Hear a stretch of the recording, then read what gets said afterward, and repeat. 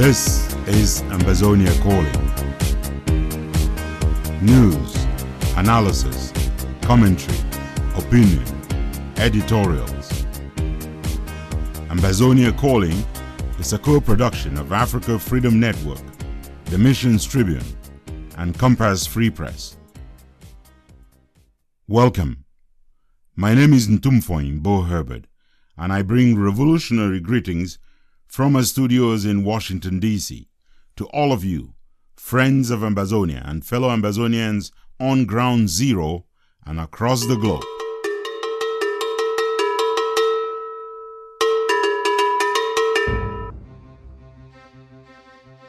If the bishops do not dare to speak up against the evil that has taken residence at the summit of leadership in the Cameroons, how do they expect the poor faithful to see the light they have not even lit?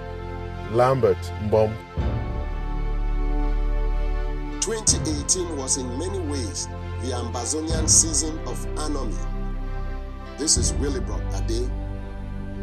It is not often that individuals employed and manipulated by the colonizers to torture and or kill other human beings get so revolted by their job descriptions and requirements from their bosses that they wear a wire as they walked around said.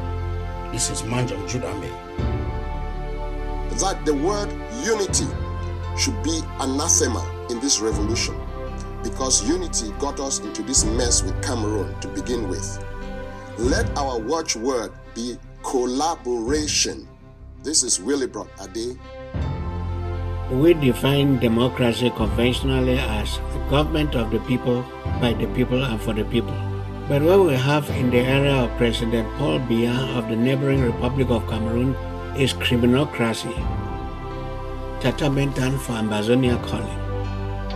Where them there? Where them there?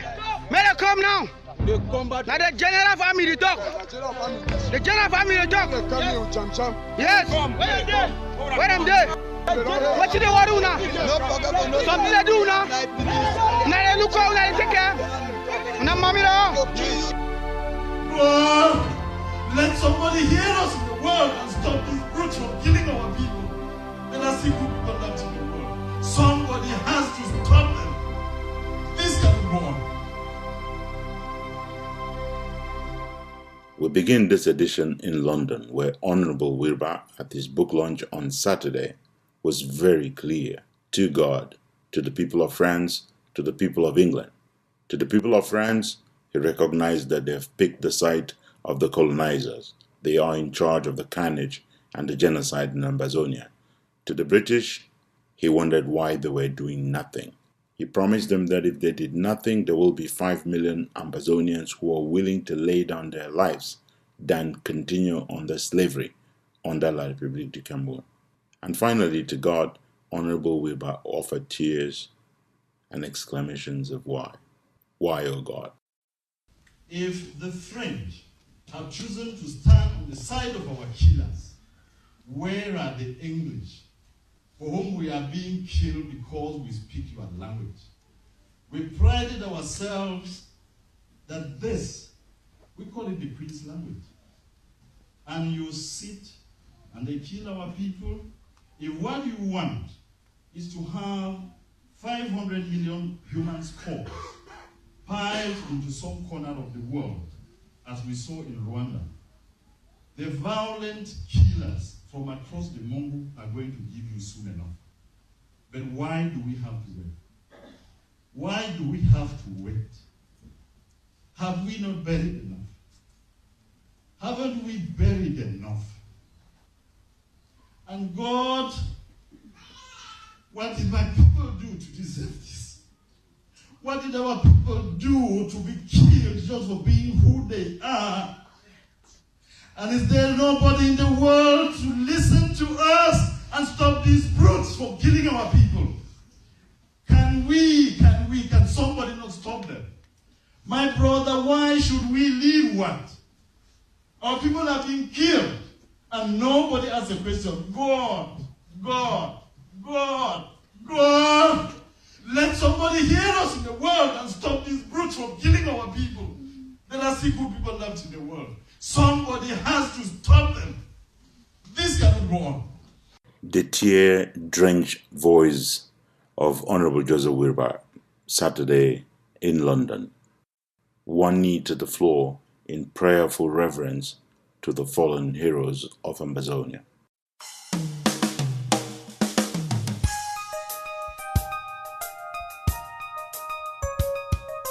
This is Ambazonia. One nation, one soul, one people. Sacrificing, bleeding, and yes, dying if need be, until we kick the colonialists out and enthrone a government of the people in Biya. Honorable Wirba is known for having a prophetic voice. He said everything that's happening now, long before it happened. And his prediction Saturday from London, that if the world did nothing, there will be 5 million human skulls laying in waste in Ambazonia out of the genocide that La Republique wants to perpetrate in Ambazonia. That prediction is to be feared. One place where there is less fear this week than there was last week is the Democratic Republic of Congo, where President Joseph Kabila is taking his retirement after 18 years of dictatorship, and where, as our editorialist Lambert's mom says, our bishops from the Cameroons may need a retreat to understand what to do to handle the Biya regime. Live and learn, the saying goes. The time has come for the bishops of the Cameroons to apply the teaching of that saying. This is no joking matter. The Catholic bishops of the Cameroons should go on their knees and pray harder to find out why their meager effort is paying only meager dividend. A good starting point would be for the bishops of the Cameroons to go on a retreat with the bishops of the Democratic Republic of Congo. Congolese Catholic bishops can teach their peers of the Cameroons how much sacrifice and willingness to speak truth to power it takes to achieve the political change that is about to come to the former Zaire. After months of uncertainty and walking on eggshells, the bishops of the Democratic Republic of Congo went beyond praying and having faith in bringing about change. They matched their faith with action. They did not just blame politicians. They marshaled resources, and as the song goes, finally, the Lord has done it for the Democratic Republic of Congo. Joseph Kabila was prevented from changing the constitution and barred from running for a third term. The bishops, in full gear, did not hesitate to be at the head of protest rallies, and they did not stop and were not intimidated even when Kabila terrorist forces took to beating them up in the streets. The big victory, the coming change of guard at the helm in Kinshasa, was preceded by many small victories, including denying Kabila another chance to postpone elections one last time. In the image of church leaders like Desmond Tutu in South Africa and Martin Luther King Jr. in the United States, the leaders of the Catholic Church in the Democratic Republic of Congo have shown Bishop Cleda and Christian Cardinal Tumi how this business is done. You have to bulldoze your way. Bishops know this better than all of us. Pastors cannot take care of the souls of men which they cannot see, whereas it is so much easier to take care of man's body and existence and dignity in this world which is visible to them.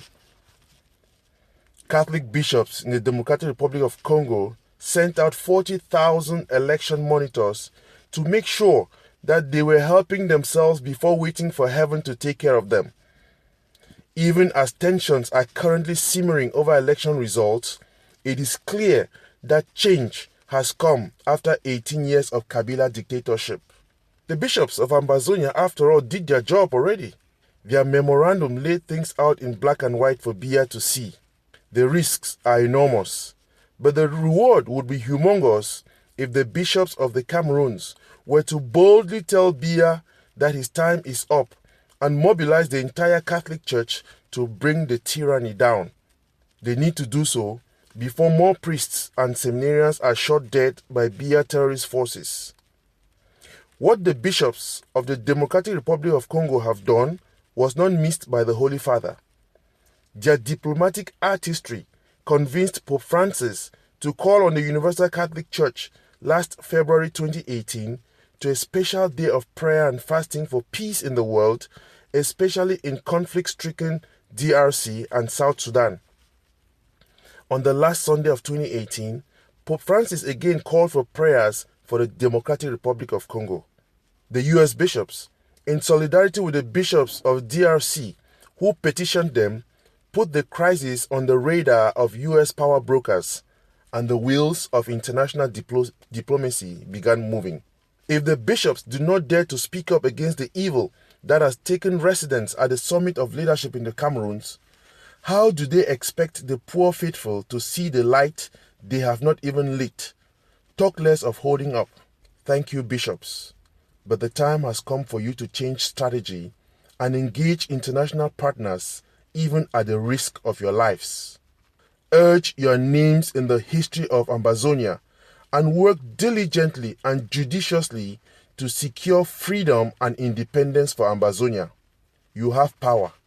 Use it. Lambert Mbom for Ambazonia Calling.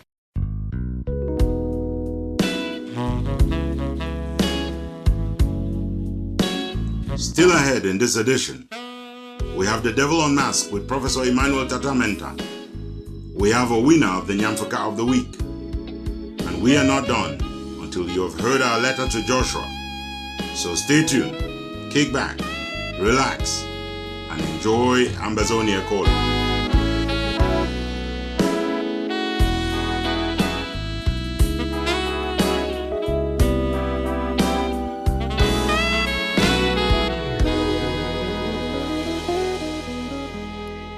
Before I bring in Innocent Chair with our news wrap-up for the week, just one breaking story here. Restoration forces in Meme State have been angered by a series of attacks by colonial occupation forces on civilians. A number of civilians have been killed. It so angered restoration forces that they put out a video in which they were inviting La Republique troops to fight only armed men, not to go after unarmed civilians. Here's audio from that video. It's got some curse words in case you're listening with children. Hold on, take me video. Give me launcher. Where them there? Where them there? May they come now. Now the general family they talk. The general family they talk. Yes. Come. Where them there? Fuck them. Where them there? Today, they don't come from Mokete. They can't do foolish. Who come, they don't run. What's that in there? What's something here?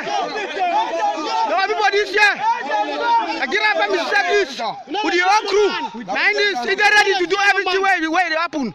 May they come, may they sweat to general go do them. When I said the general be, when I come, you didn't say when I look at the wrong general. When I said the general of generals. Yes. You go down now. All generals.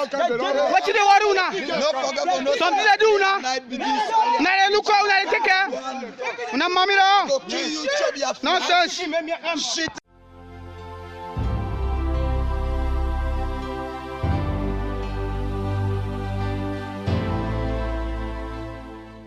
This thing will go on for 50 and 100 years. You cannot kill everybody. And even if you kill everybody, the stones would avenge for the blood that spills on them. The soil will get up and start fighting.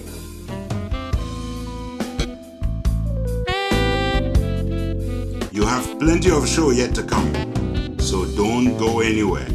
We will be right back. The people of West Cameroon cannot be your slaves.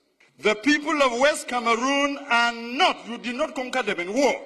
The problem we have in West Cameroon is the problem that will bring down Cameroon.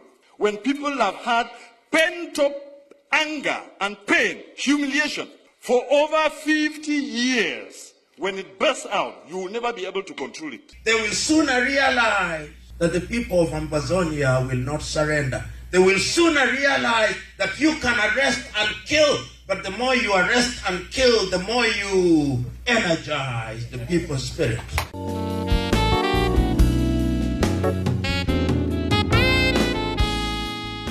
Please help me in welcoming Innocent Chair with our news wrap-up for the week. Your foundation, yeah, one day. The Aya Humanitarian Foundation has received severe threats from unidentified agents of the terrorist state of La République du Cameroon. We are in the prisons detention centers in Yaoundé, trying to offer something to eat to our brothers. The threats were made several hours after tons of food and other basic necessities supplied by the Aya Humanitarian Foundation were rejected by administrators of the maximum security prison in Yaoundé. Greetings to the SCAA Australia, Southern Caribbean Community in Australia, SCAA. Now, this is what we are able to do this day thanks to the huge donation we got from you. The threat, written in French and published on the Foundation's Facebook page, reads in part, quote, "We are the airport. You will come back and land, and I assure you, even with a bullet, we will get you. Aya and Kamto are maggots." End quote. I encourage the fundraising operation for our compatriots from the Anglophone regions through the Aya Foundation, which is still in progress, can already be qualified as successful. Reference to Maurice Kamto, the winner-loser at the 2018 presidential election, has to do with funds that Kamto and friends raised and handed over to the Aya Foundation to support internally displaced Ambazonians as well as those in jail. The Aya Foundation officials to demonstrate good management of the resources available to them through this operation. Someone close to the Aya Foundation maintained to Ambazonia Calling that it was a matter of pure jealousy, but would not say who and why. Human rights lawyer Femi Falana has dragged the government of Cameroon to the African Commission on Human and People's Rights in Banjul in the Gambia. They were gathered in Abuja to meet an exercise of their freedom of assembly when they were reported to have been arrested by security forces in Nigeria. According to a January 6th publication, he is asking the bureau chairperson of the African Commission, the same body that issued a 2009 decision affirming Southern Cameroonians as a people separate and apart from citizens of La République du Cameroon. Barrister Falana is requesting an extraordinary session to consider the urgent intervention of the Commission to end the ongoing human rights violations of asylum applicants and other highly productive legal residents who were forcibly returned to Cameroon by the Nigerian authorities. If you are going to arrest foreigners and you want to take them out of your country, you must do that under the Extradition Act of Nigeria. But there is no extradition treaty between Nigeria and Cameroon. To that extent, their detention or their arrest cannot be justified under the law in Nigeria. Meantime, the said leaders appeared before the Kangaroo Military Court in Yaoundé, La République du Cameroon, Thursday 10th, in continuance of multiple charges brought against them at the first appearance on December 6, 2018. Just as it happened last December, Siseko Ayuk Tabe and Co. refused the Cameroonese identity, stating for the record that they are British Southern Cameroonians, thereby creating a jurisdictional limbo for the court. The court adjourned with the prosecution and defense charged to show proof that they are either nationals of La République du Cameroon, as the prosecution is arguing, or to show that they are not citizens of La République du Cameroon, as the defense claims. If found guilty, Ayuk Tabe could face the death penalty. The atmosphere at the Kondangi Central Prison in Yaoundé, La République du Cameroon, has calmed down several notches following fighting midweek among several Ambazonian prisoners of war. Sources say over 30 inmates ganged up and mercilessly beat up some of their leaders on trumped-up charges. A prison warden speaking to Ambazonia Calling on condition of anonymity debunked stories that millions of CFA francs were found in the mattresses of some of the inmates. Indeed, said the warden with knowledge of the incident, spaces were searched, cell phones seized, and 100,000 francs was found in one of the cells. This is your comrade Amabo Cecilia Benue, the spokesperson for the AGC. We have seen in circulation a video of a kid with a gun making some utterances through which the name of our legend, General Ivo, was mentioned. I go pass General Ivo. Na say General Ivo. No General Ivo na bima no kill. We also saw that Barrister Agbobala took to the social media, condemning and screaming against the use of child as soldier in this revolution. Can Barrister Agbobala kindly enlighten the people of Ambazonia where the purported video shows the kid belongs to General Ivo, or where the kid is taking part in any form of hostility and was recruited into any armed group within the Ambazonians fighting groups? The communications director of the Ambazonia Defense Force, ADF, Bertrand Biya, has issued a strongly worded statement condemning the video of a child soldier claiming to be the son of the late General Ivo that has been making rounds on Ambazonian social media platforms. Especially for you. If my pastor they carry that body go your own I tell you back. I go kill you, they no see a that body. The statement Thursday states that the ADF does not recruit or condone the recruitment of child soldiers in compliance with the Geneva Convention and the Rome Statute of the ICC, which stipulates that any child below the age of 15 shall not be enlisted or conscripted into the army or any other violent activity. And especially for now, when I see the gun, so I go use a cut on my head. I go take una so I bring una for my barrack. No one day. For my barrack. You see the red killing, you see the man die. I go chop. See, you I go cut to so I cook for pot or fake cut I want food I cook so I chop this and the same. No see die. I go move your canas. I'm juju that. No, I don't know about you and for going outside from my. I know how we take my party. I don't know about you.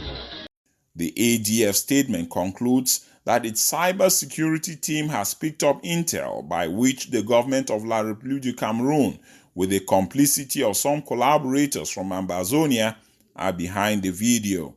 Is it not surprising that a video that has been on the social media for more than a week has been picked up by La République collaborators like Padilla Sanga to fulfill their One Cameroon agenda? Finally, a Cameroonese website, Actu Cameroon, has reported the shooting death Saturday of at least 20 Ambazonian freedom fighters by terrorist forces of La République du Cameroon on the road between Sabongari and Kambe in the northern zone. No casualties were reported on the side of the invading terrorists. It would be recalled that in the face of international pressure, President Biya of colonial La République du Cameroon, in his end of year 2018 speech, called on his army to kill any resistance that fails to surrender and turn in their guns. Innocentia for Ambazonia Calling. Here's an update on one of the stories that Innocentia covered there in the news wrap-up. We have learned that at least 2 workers for the Aya Foundation in Yaoundé were tracked down.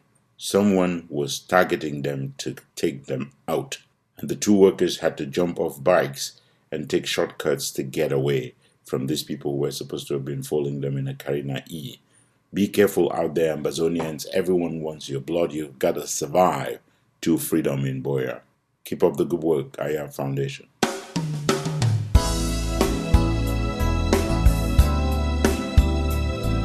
Stay tuned. Ambazonia Calling will be right back with more news, analysis, commentary, opinion, and editorials. So long as we don't have a leadership of the people, by the people, it will not be for the people. So long as we don't have a leadership that the people hire or elect and can fire, we will be led by strong men, strong people who will auction us, who will perpetuate our stay in the land of Pharaoh Biya.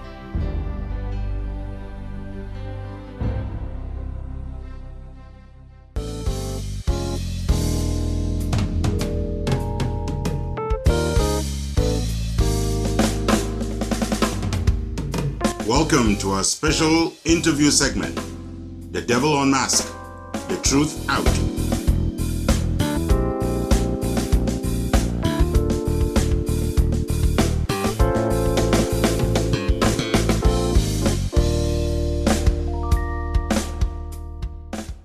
Welcome, Professor Emmanuel Tatamenta, to The Devil Unmasked. You are welcome, and let us unmask the crime against humanity that Lucifer Paul Biya has peddled falsely as democracy in the Satanic Republic of Cameroon.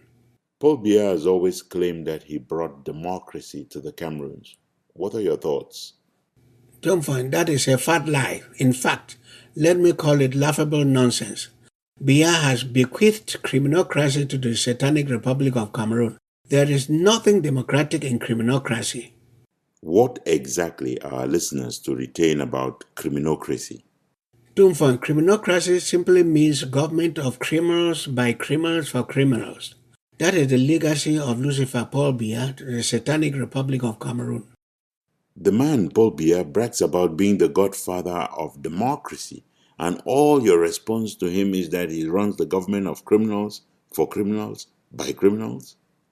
Without any hesitation, Ntumfoyn, I say yes. How does criminocracy function? Ntumfoyn, from the recent cabinet reshuffle or the musical chairs and cheers for the music, one thing maps out clearly to demonstrate the structure of Lucifer Paul Biya's criminocracy in that Satanic Republic of Cameroon. Take the simple case of Minister Issa Chiroma Bakari. He spirited away 40 billion CFA francs meant for bereaved families that lost loved ones following the crash of Cameroon Airlines Flight 3701, an air accident that occurred on the 3rd of December 1995. Issa Chiroma deposited the 40 billion francs into his bank account in Paris. And instead of being punished, what happened to him in criminocracy? Issa Chiroma was simply shifted to the Ministry of Communication to be feeding the world with blatant lies about his criminal rule in the Satanic Republic of Cameroon. After sponging away some money for the failed hosting of the African Cup of Nations in Cameroon, Issa Chiroma has been shifted to the Ministry of Employment and Vocational Training, where he has more money to loot. That is how members of the Biya criminocracy are recycled to sustain that syndicate. Are there other examples of these stealing so-called ministers? Of course, Ntumfoyn, examples are not far to seek, as you know. Take the case of Professor Jacques Famendongo, the Anglophobic minister, the creator of Lucifer Paul Biya. After embezzling 76 billion CFA francs for a fake project of supplying students with computers, Anglophobic Famendongo was promoted to the Minister of State for so-called higher education.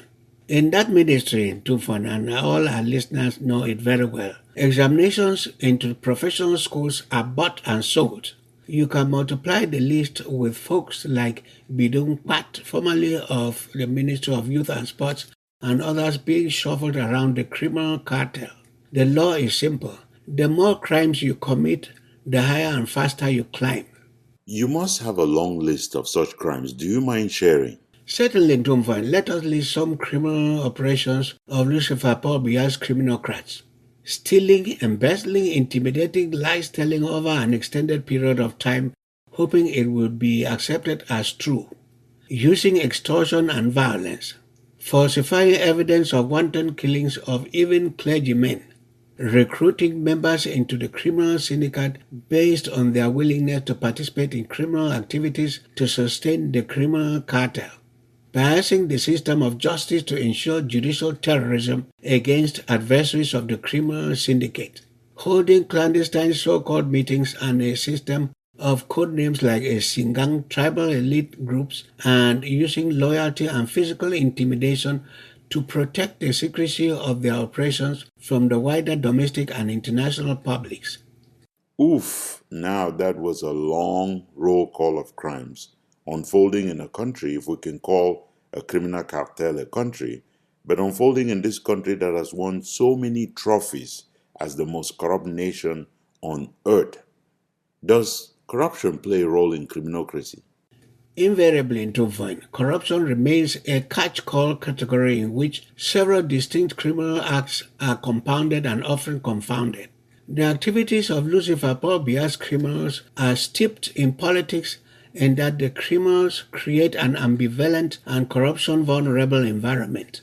This milieu encourages distortion and manipulation to sustain the criminal network structure and resilience at both international and domestic levels, as how could any sane person imagine that the Satanic Republic of Cameroon would be elected into the United Nations Human Rights Commission?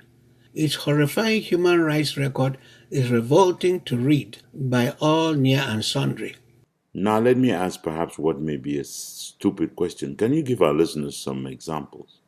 Sure, Ntumfoyn, let us use 2 examples systematically. 1. There is the blurring frontier between civil and criminal matters. Underneath the emergence of the criminocracy of Lucifer Paul Biya is the intrusion of the state into the role of regulator of individual lifestyles, the banning of specific activities that involve strictly free choice by individuals. For example, elections whose results are tabulated and kept for publication before the date of the elections themselves. The question is, should the state criminalize personal vice as distinct from merely criminalizing its social consequences or antisocial consequences? The Biya criminal state criminalizes anything, as in Ntumfoyn, eating bread and sardine or breathing, as long as one fails to glorify the crime syndicate or the crime syndicate. 2. The Biya criminal state is an instigator of crime itself. The Biya criminal state has ubiquitous intelligence services that collect information. The problem comes when the criminal regime also uses those intelligence services to implement covert policy agendas like slaughtering bishops like Archbishop Plume and so on. Hence, Biya's intelligence agents are frequent participants in such crimes as targeted killings, arsons, raping, extortions, looting, etc. They frequently do so in conjunction with officially organized crime syndicates. These covert operations raise some obvious moral dilemmas for the Biya criminal state intent on crime control in that they sometimes end up facing the unintended consequences of their own actions. Can the Cameroon police conduct any credible autopsy on the slaughtering of Bishop Jean-Benoit Bala of Bafia? The answer is blowing in the wind. Is there an impact locally? The impact is enormous, Ntumfoyn, as you can well see. Let me give you a few cases. The President of the United States of America, the most powerful man on earth, earns only 18 million CFA francs per month, whereas the General Manager of the National Social Insurance earns 25 million francs per month. Those of Sonara, etc. fall in the same category. And this is going on in a country classified as the most indebted or highly indebted poor country by the International Monetary Fund. What a betrayal. That is why health services, the school system, electricity and water services, road and airport infrastructure in the Satanic Republic of Cameroon have collapsed woefully. And thousands die every day from road or train accidents or unavailable health services, to the extent that traditional birth attendants are more useful in hospitals than certificate carriers called midwives. Even unborn third-generation children, Ntumfoyn, as we well know with our listeners, are already neck-deep in debt to the international community. How bought into or how invested in this criminocracy in the Cameroons are international organizations? Ntumfoyn, the criminals have just secured an International Monetary Fund extended credit facility to all the machinery of the criminocracy. This loan facility was announced by Lucifer Paul Biya himself in his New Year platitudes. Hence, we can see clearly linkages between economic regulation and law in the international system. International economic regulation and international criminal law enforcement have always overlapped with the rights of corporate capitalism. There is therefore no clear distinction between international law enforcement apparatus taking responsibility for offenses under the Criminal Code enacted by the United Nations in 2005, and economic regulators like the World Bank and the International Monetary Fund charged with assuring that global economies stay on track. Most criminal gangs have a hierarchy. Is there a hierarchy to Biya's criminocracy?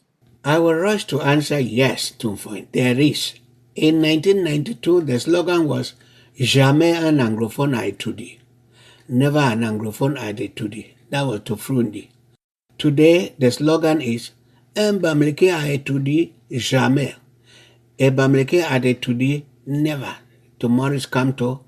That gives an idea of the hierarchy structure of the criminal cartel.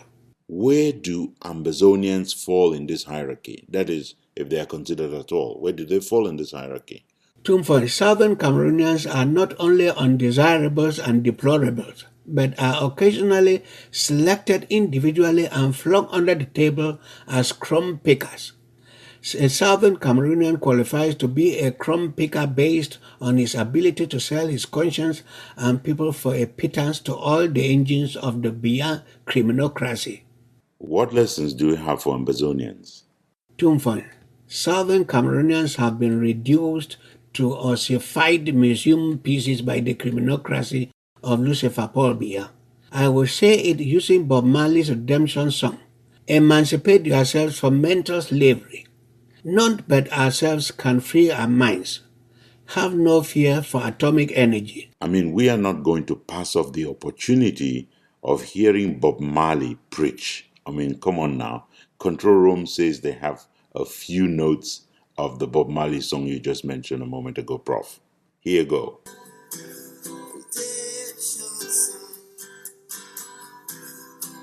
Emancipate yourself from mental slavery. No matter ourselves can free our mind. Have no fear for atomic energy, cause none of them can stop the time. What a way to close it. Thank you very much, Professor Emmanuel Tatamenta, for masking the devil for us again this week. Have a wonderful week. It was my pleasure chatting with you. Thank you. Ambazonia Calling has got an exclusive story for you. It is an explosive story, and it is a story about what is going on in the dungeons, in the basement of a government building ran by the Secret Service, the Secret Police, the Research Center of the Secret Service, the Gendarmerie, the Presidential Guard, and the private militias that the Biya regime runs, and that is absolutely a killer squad. The ones who are abducting Ambazonians, deporting them to Yaoundé, and are holding them incommunicado for years. We have got the story now, and it is thanks, and we must praise the bravery of the officers who decided they have to leak this story. We're grateful we now have proof of what exactly is unfolding at the said. It is a story that the world absolutely needs to hear. If you remember that video that was put out by Patrick Ndango it was from inside the said, the stories that we have found out, thanks to the officers who provided us with the evidence that we now have and that we can share with the world when the appropriate moment comes, and that we are forwarding to an organization like the ICC, the International Criminal Court. This information is absolutely explosive. We've got the story. It is a 3-part series. We'll begin off right away with Barrister Manjong Jutambe. It is not often that individuals employed and manipulated by the colonizers to torture and or kill other human beings get so revolted by the requirements and expectations from their bosses and job descriptions that they wear a wire. More praiseworthy is the fact that they opted to share the spoils of their recordings with Ambazonia Calling. Dozens of Ambazonian citizens continue to be detained and tortured ceaselessly at said. This January 2019 marks 10 months and counting since some of these brave Ambazonians have been held incommunicado. During this entire period, none of the dozens of Ambazonians abducted from Amberland and rendition to La République du Cameroon have seen anyone. Let me repeat that again.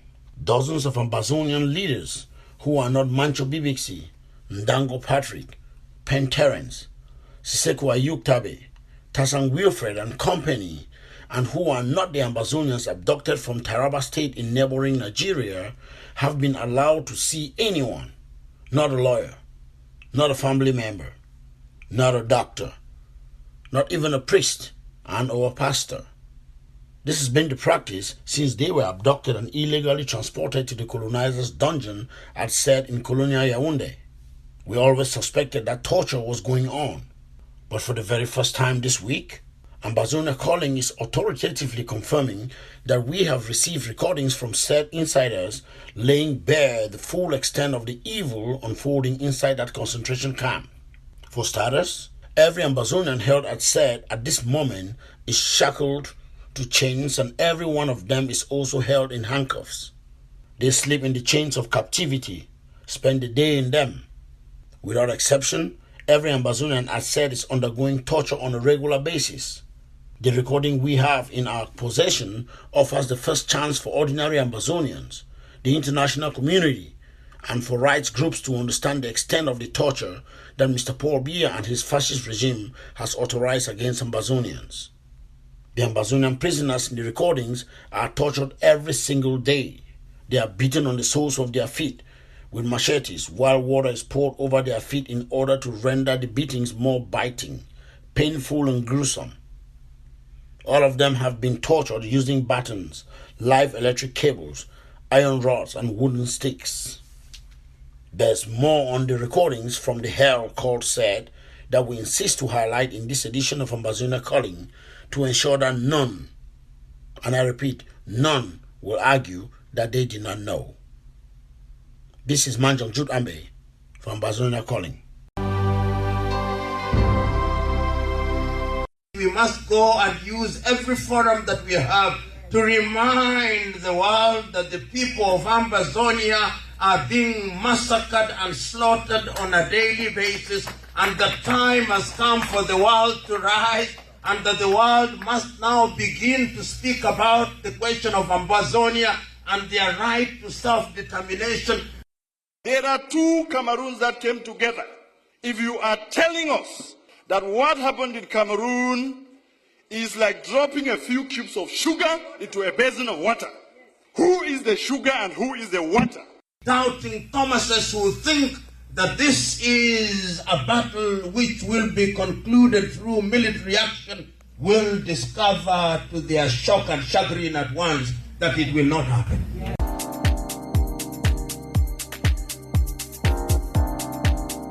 This is Ambazonia Calling. As we have just heard, there is more to the disgusting reality that the dungeons at Sed hope to hide from view by the rest of the world. But that's exactly what we cannot allow them to happen. In the next part of our series, Divayanje reviews some of the details. These are the conditions captured in the evidence we have received from a Sed insider. Our brothers locked up in chains and handcuffs every day in the basement of Sed, with access only to electric light, no time to exercise, banned from praying unless they want to worship the God Sed official called Paul Biya. These brothers sleep on the cold floor of the damn basement with only a very thin, dirty, pee-pee stinking mattress separating their bare bodies from the cold floor. As if the conditions were not bad enough, Sed officers, every one of them, who seem to have been chosen to work there for their hatred of Ambazonians and their desire to kill as many of them as possible, decide when they would like to throw more water on the floor to soak up the mattress and wake the prisoners. The goal is often to deprive the prisoners of sleep. For days, Sed officials take turns banging on the iron bars of the cells where they are held until when the prisoners, chained like animals and handcuffed even in their sleep, wake up. During an entire year, a 12-month calendar period, Ambazonians held hostage as Sed are lucky to be given the chance to shower once every 3 weeks. They are denied the use of even a toothbrush. It is only when they begin to stink so much The officers at said have trouble dealing with the stench that they are provided a toothbrush for one-time use, like once every 3 weeks to a month. Adult prisoners of conscience like our brothers at said are denied access to simple things like toilet paper. They are forced to carry around the poop on them after going to the bathroom for heavy duty. Denial of access to a bath makes matters worse, meaning the prisoners only get a chance to clean up and clean after themselves when said officials discover they must share the same filthy and stench-filled air with Ambazonian hostages. Ambazonia Calling can now authoritatively state that these right violations are ongoing at said. But, as you will hear when we continue this series, these are not the only war crimes being perpetrated on our people. This is Divine Angie for Ambazonia Calling. Here is the third and final part of our three-part series on the atrocities ongoing at the dungeons of said. Here is Tani Jude Agwa Ozugen. There is a pidgin English expression, we don't suffer. Any Ambazonian who is still free or who lives in exile only or in a refugee camp or as an internally displaced person will stop making the complaint, we don't suffer, once they get access to the recordings Ambazonia Calling has heard. Ambazonian prisoners of conscience are tortured daily at said using pieces of plank, as in one of those videos in which B officers beat a young man to pulp in some dungeon in a place likely the garage in a private home. The torturers, according to these accounts, do not hesitate to use wax dripping from lit candles to burn out choice parts of their victims' bodies. Beside using machetes, the same way they tortured a young man they accused of being an Ambazonian freedom fighter, said officers have used electric cables to beat Ambazonians prisoners of conscience on their private male parts. They have used metallic clips, including pine axes, to grip parts of the male sexual organs selected to maximize the pain they intend to inflict on the prisoner. The torturer had said promised Ambazonian prisoners of conscience that it is only a matter of time before they are executed. Some of our prisoners have already been blindfolded and taken out. The torturers are said to walk their victims down a corridor, then into some section of the dungeon.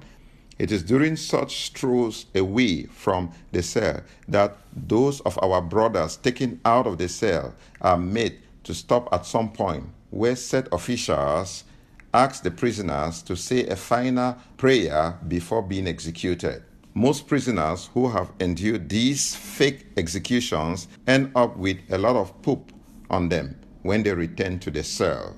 In fact, know that this is happening right now as we speak, and call for the immediate and unconditional release of Ambazonians deported into La Republique. This series is meant to make sure that all those like Biya who orders the inhumane treatment of Ambazonians and all those who look the other way in the international community will be unable tomorrow to claim that they did not know what was going on. United Nations, take note. African Union, please be warned. Paul Biya set Ambazonians free. Ambazonia Calling now has a priceless recording that we believe will put Biya and members of his regimes and officers taking orders from him to know that whenever the war stops, they too will begin a process to indict him and his government for war crimes, atrocity crimes, and crimes against humanity. This is Jude Agwa Ozugen for Ambazonia Calling.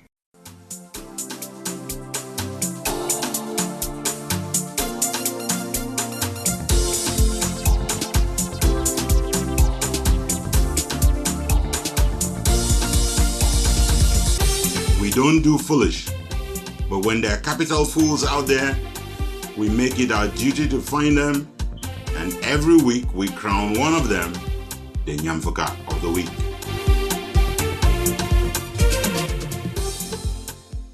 Here is Veronique Vitimfe with a rundown of the kings and queens of foolish for the week. Ambazonians were treated this week to more Oversabi by a trio competing for attention and pulling the Ambazonia blanket to their side of the bed. It was one of the clearest signs that Ambazonians are still as far away from collaborating with each other as heaven is removed from hell. It must be when one of the godfathers, if not the godfather of the IG group, Professor Carlson Anyangwe, had his name dragged in the mud by a prominent member of the IG group, Chris Anu. As was to be expected, Professor Carlson Anyangwe did not swallow his tongue. He returned the favor with a write-up of his own, and then, not to be left out, Milan Atam jumped out of his sabbatical into the fray. Truth is that Ambazonians learned nothing from the empty room they put on display, except to appreciate anew how far away Ambazonians are from truly collaborating. For picking such street fights, Milan Atam, Chris Anu, and Professor Carlson Anyangwe claimed the third place in the fierce competition for the crown of shame, the Nyamfuka of the week. Nyamfuka them all. Finishing in the position of runners-up this week are the many book people who, while claiming to be in favor of the independence of Ambazonia, are strangely also proclaiming, including on television, that Ambazonian leaders held in dungeons and jails of colonial Cameroon are ready to negotiate with the colonizer. Some of them argued this week that prisoner of conscience Seseko Ayok Tabi is ready with a delegation to go into negotiations with colonial President Paul Biya. For sounding like they are begging the colonizer for negotiations, these fellows, whom we will not name because they know themselves, and our revolution is better served by them not being named. These fellows are this week's second place finishers for the crown of shame, the Nyamfuka of the week. Nyamfuka them all.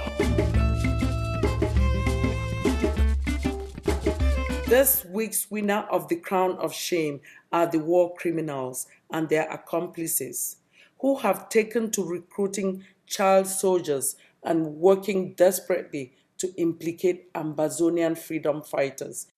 Supported this week by the likes of Paddy Asanga and the owner of a cattle ranch somewhere in Banga Bakundu.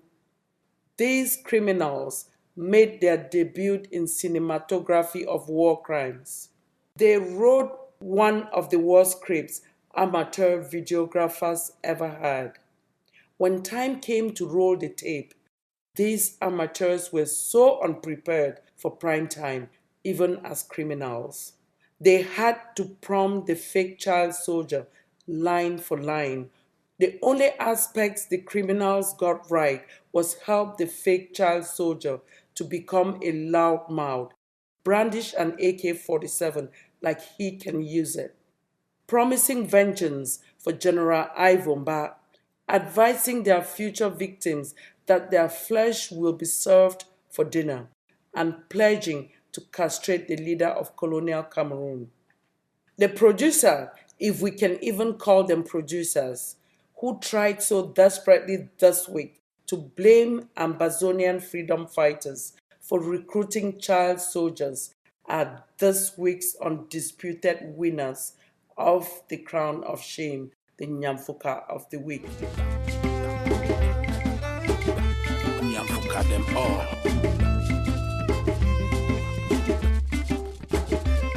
This is Veronique Vetimfe for Ambazonia Calling. Nyamfuka them all. We're still looking back and learning lessons from the year 2018 here at Ambazonia Calling. Wilbrod Ade took a look at what Ambazonians did wrong in the year 2018. Here's Willibrod today. When in October 2016, lawyers of the common law tradition decided to stop going to court because of the government's refusal to implement necessary reforms, it was a way to remind the government of Cameroon that common law is quite different from civil law. When the teachers followed suit 1 month later and called on the government to respect the Anglo-Saxon educational system that was being systematically Frenchified, they were essentially drawing a line in the sand to let the world know that there are two different systems, cultures, and peoples cohabiting in that country. What started off as a labor strike by lawyers and teachers has since evolved into a quest for the recognition of Ambazonia, formerly known as Southern Cameroons, following the declaration of the restoration of her independence on October 1, 2017.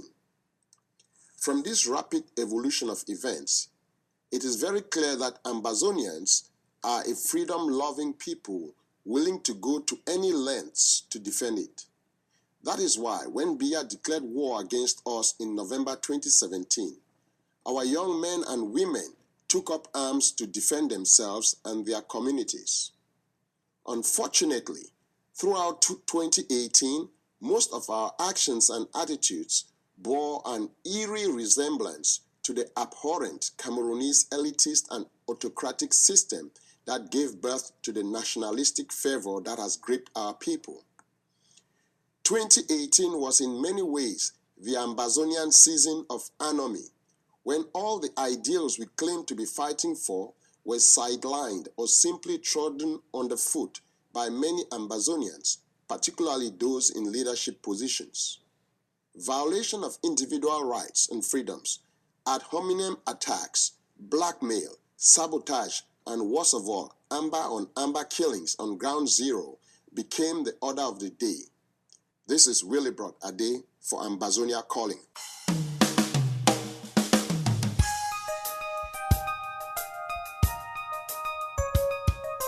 This is Ambazonia. One nation, one soul, one people. Sacrificing, bleeding, and yes, dying if need be, until we kick the colonialists out and enthrone a government of the people in BOYO. Here is Willibrod Ade's prayer for Ambazonia. So, in order to avoid the South Sudanization of Ambazonia, for us to truly differentiate ourselves from our colonizers and ensure that ours does not become a kakistocracy, here's my prayer for Ambazonia in this new year. That we should shed all the bad habits that we developed during 57 years of colonization. That we should develop a visceral aversion for dictatorship and anti-democratic practices. That in every situation, we should always remember that regardless of our disagreements and infighting, we have one enemy, Cameroon.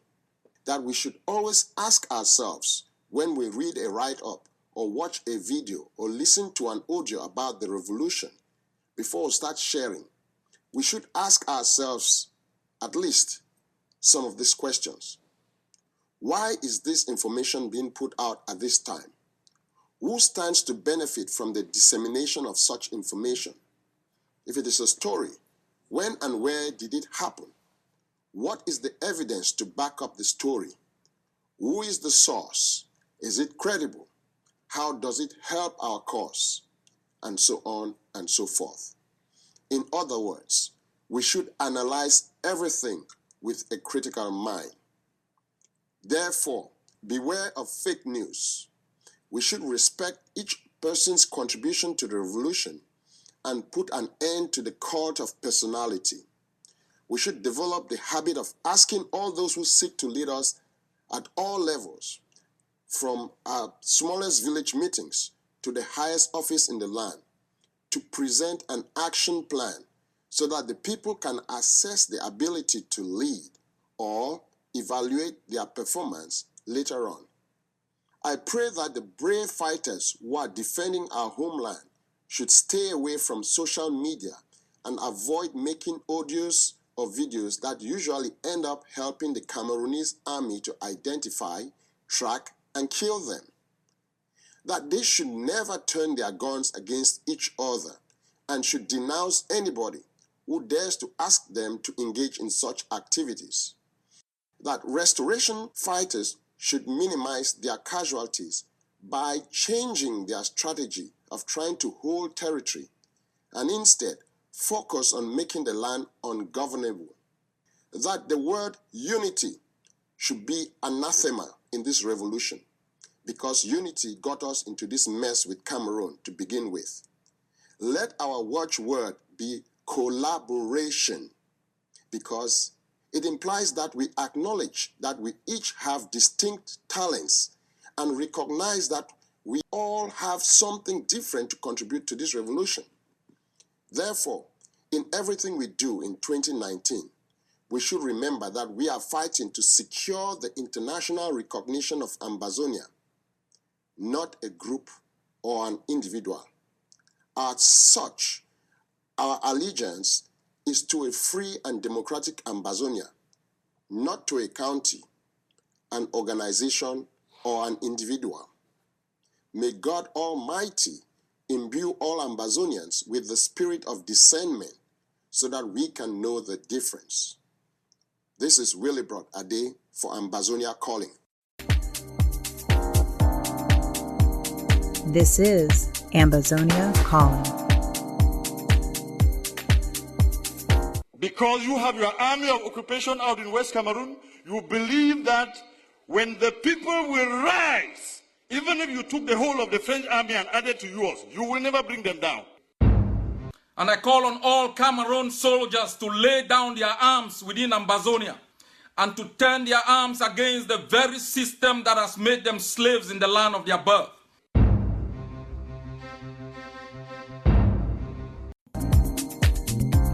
For more stories from around the world, go to the World Wide Web at themissionstribune.com, compassfreepress.com, and africafreedomnetwork.com.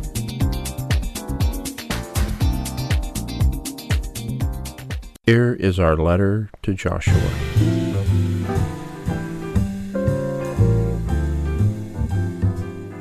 Dear Joshua, I feel your pain. How else? What was the dean of the diplomatic corps thinking when he chose to humiliate you like that in front of the entire corps?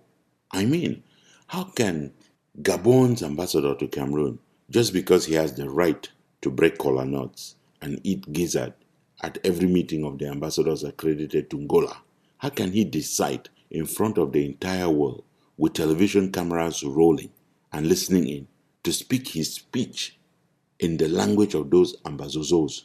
Does the ambassador know how much ridicule he put you through by merely speaking in English? I know, Joshua. I say I feel your pain, eh? It would have been okay if the dean of the diplomatic corps was from some English-speaking country. But no, this fellow is a Mbembekiri like you. He is a Fangbulu brother of yours. He could have spoken in Bulu. He could have alerted you during the last tribal meeting that this was about to happen. That way you could have told your speech writers to insert a few words in English.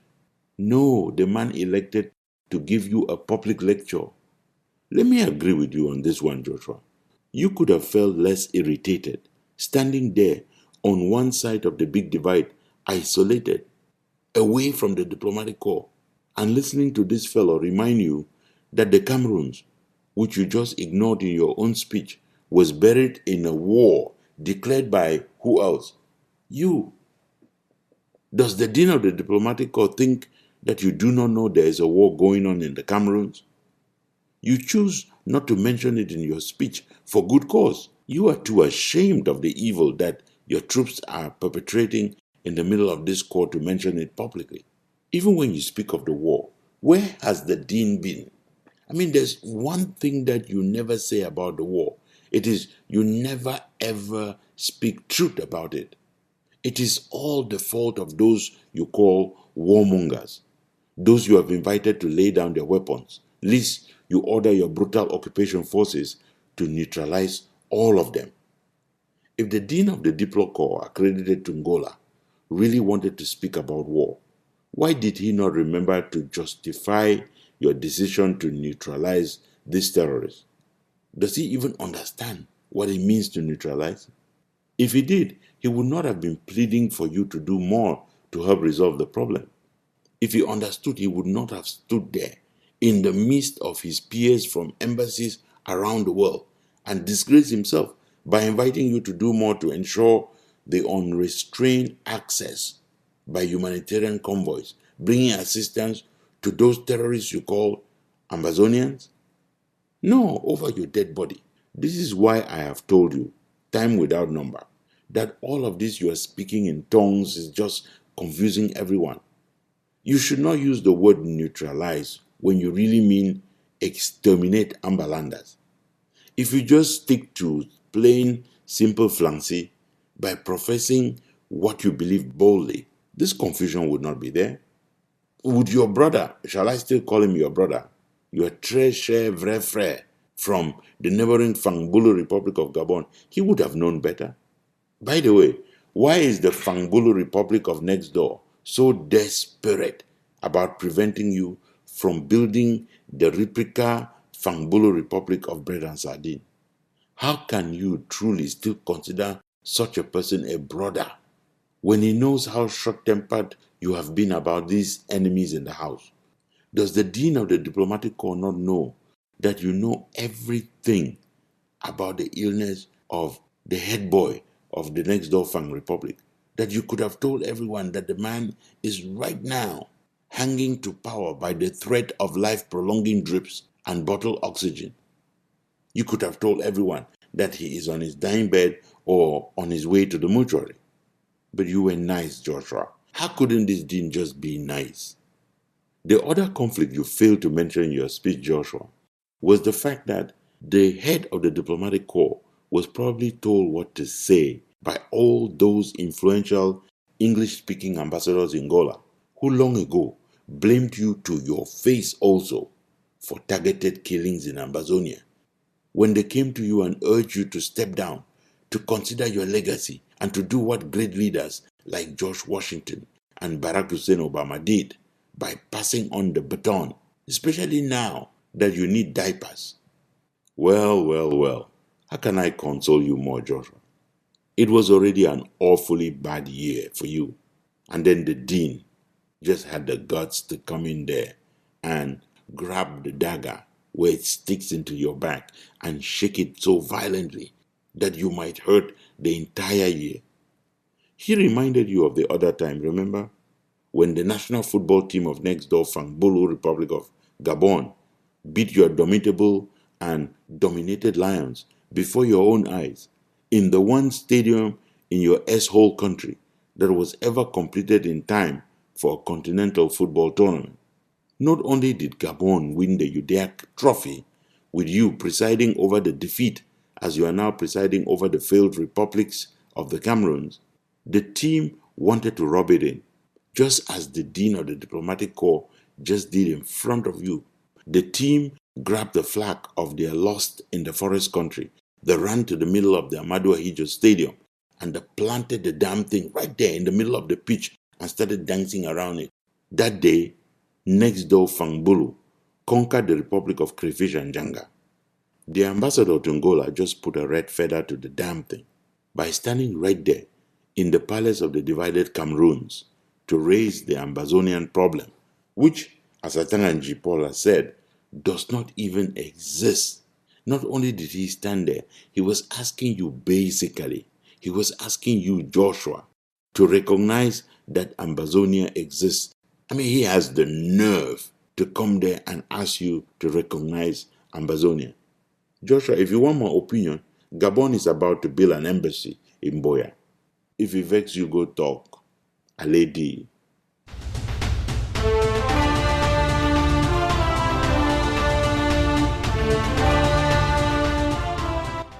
You have been listening to Ambazonia Calling.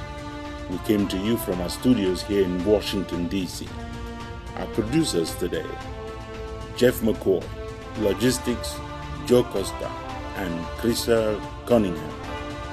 Our music is from Ken Wanaku, the monk, from Balikumato Vazekov himself, from William Ford, an Amber music star of blessed memory, from Eric Matisse on the web at soundimage.org, and from Prince Adjoa-Alem of Ajam, Sonicatron, USA.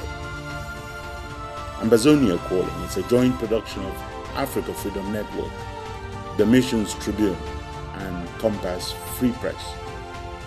You can find us on the web at missionstribune.com, at compassfreepress.com, and at africafreedomnetwork.com. Next Sunday is another date. Until then, keep the spirit, keep the faith, keep up the good fight for justice and independence for Ambazonia. Stay Amber strong.